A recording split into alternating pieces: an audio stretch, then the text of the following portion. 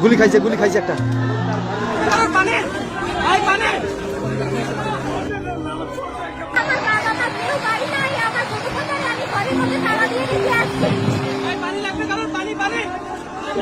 বাবা এখন কোথায় জানো?